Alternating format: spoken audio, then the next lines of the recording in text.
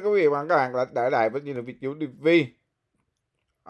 Trở lại với cuộc gặp bên lề giữa Tổng thống Mỹ Joe Biden và Thủ tướng Việt Nam là ông Phạm Minh Chính tại sự kiện khuôn khổ Hội nghị Thượng đỉnh G7 ngày 19 đến 22 tháng 5.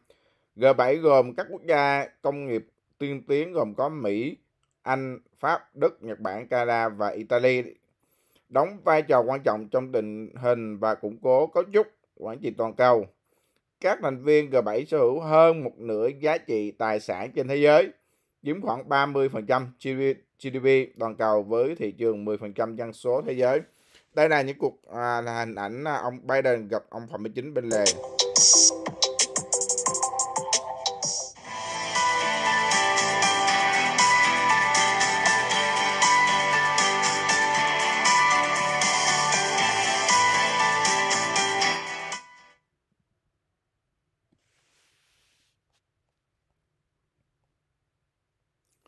Tổng thống Mỹ Joe Biden gặp ông Thủ tướng Việt Nam Phạm Minh Chính bên lề hội nghị G7 mở rộng tại Nhật và thảo luận các biện pháp tăng cường quan hệ song phương.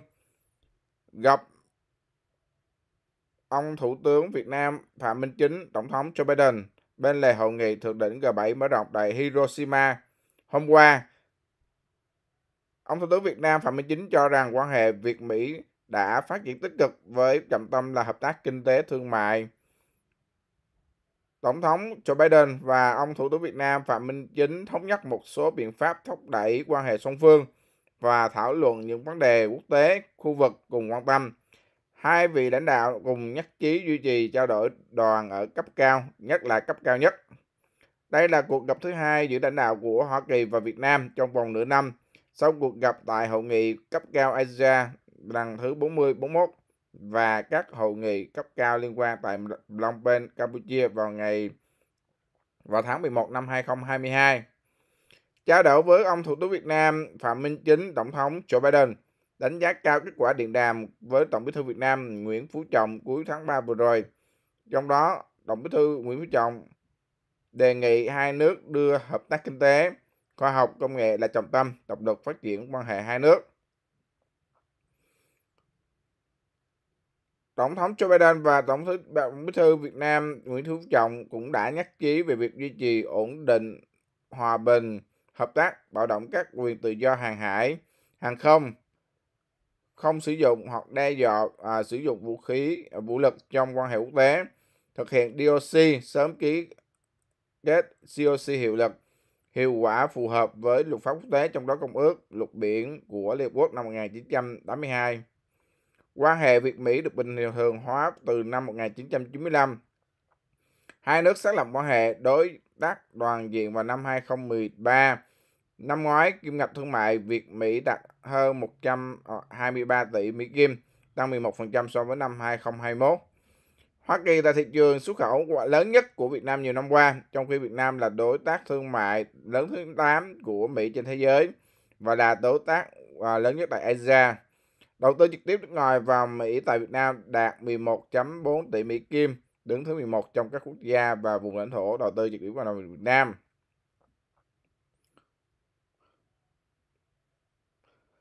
Ông Thủ tướng Việt Nam Phạm Minh Chính đang dự hội nghị thượng đỉnh G7 lần thứ 49 tại Hiroshima, Nhật Bản. Đây là sự kiện nằm trong khuôn khổ hội nghị thượng đỉnh G7 từ ngày 19 đến 22 tháng 5.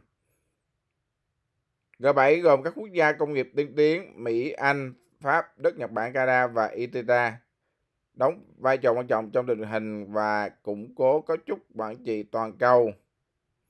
Năm nay, Việt Nam là một trong hai nước Đông Nam Á được Nhật Bản mời dự hội nghị thượng đỉnh G7 mở rộng bên cạnh Indonesia. Đây là lần thứ 3 Việt Nam tham dự hội nghị thượng đỉnh G7 mở rộng và là lần thứ 2 dự theo lời mời của Nhật Bản. Đây là cuộc trò chuyện gặp gỡ giữa ông Tổng thống Mỹ Joe Biden, Thủ tướng của Úc và Thủ tướng Nhật Bản và Thủ tướng của Ấn Độ. Mời mọi người.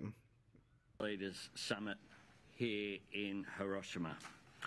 And I want to thank particularly Fumio, but also President Biden and Prime Minister Modi as well, for showing how we are indeed an outcomes-focused grouping that can get things done and can be flexible to make sure that we achieve these outcomes. It's an example of our resolve. And also, I think a clear statement of how important we regard the Quad as being an essential component. My first act, 1 year ago tomorrow indeed, was after being sworn in as Prime Minister, was to fly to Tokyo to represent Australia in Japan at the second Quad Leaders Summit. And I will never forget the very warm and generous welcome that I had after my election. I can't think of any better way to begin a Prime Ministership than a gathering of such important friends from our region.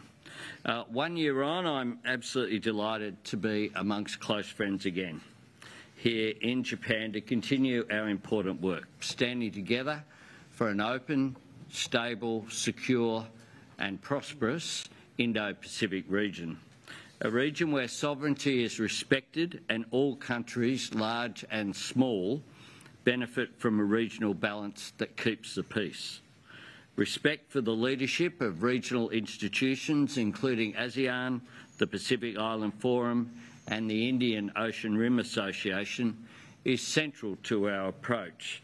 And our vision statement that we will release tonight sets out the principles for our engagement in the region. Through the Quad's positive, practical agenda, we are taking action to address shared challenges. Together, we are leveraging our collective strengths and offering support to the region, which will be enhanced by the outcomes that we hope to agree on tonight.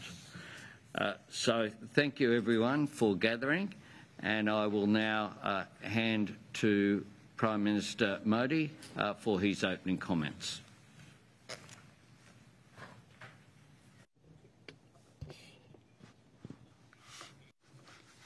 Your Excellencies, Prime Minister Albanese, Prime Minister Kishida, and President Biden,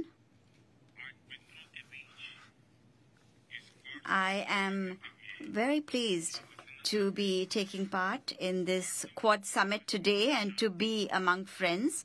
The Quad Group has established itself as an important platform for peace, stability, and prosperity in the Indo-Pacific. There is no doubt at all about the fact that the Indo-Pacific region is the engine for global trade, innovation, and development. We agree that the security and success of the Indo-Pacific is important not just for this region but for the entire world. We are moving forward with a constructive agenda based on shared democratic values. Through our shared efforts, we are giving a practical dimension to our vision for a free, open, and inclusive Indo-Pacific. Climate action, disaster management, strategic technologies, reliable supply chains, health security, maritime security, counterterrorism are examples of areas in which our positive cooperation is increasing. Today, several countries and groups are announcing their Indo-Pacific strategy and vision. During our meeting today, we will have the opportunity to discuss subjects related to the inclusive and people-centric development of this entire region. I believe that Quad will continue to work for global good, for the welfare of mankind, and for peace and prosperity. I commend and congratulate Prime Minister Albanese for successfully chairing this summit. We will be pleased to host the Quad Leaders Summit in India in 2024. Thank you. Well, thank you very much, Prime Minister Modi. I now turn to Prime Minister Kishida.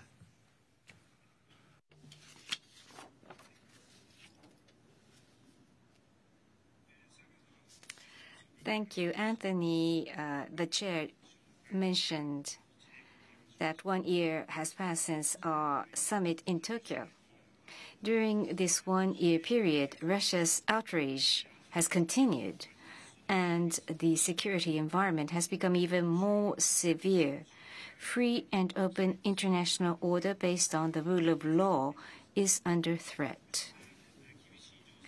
All the more so because we live under such harsh situation, it is meaningful that we get together to demonstrate to the world once again the solidarity of the Quad and our strong commitment to our common vision towards a free and open Indo-Pacific, FOIP, that we would like to drive the world towards an international community of cooperation and not of division and confrontation. Without striding together with regional countries, FOIP cannot be attained. We will listen to the voices of regional countries of the ASEAN, South Asia, and Pacific Island states to engage in practical cooperation which delivers true benefits to the region as a force for good. I hope today's discussion will give us another momentum to further spur our efforts. Thank you. Thank you very much. बहुत बहुत धन्यवाद प्रधानमंत्री जी और अब मैं राष्ट्रपति Biden को आमंत्रित करता हूं. Well, gentlemen, thank you for accommodating the change of location, particularly you, Mr. Prime Minister. Prime Minister Albanese, especially for your impressive leadership of the Quad this year and your gracious flexibility in holding the meeting here again in Japan.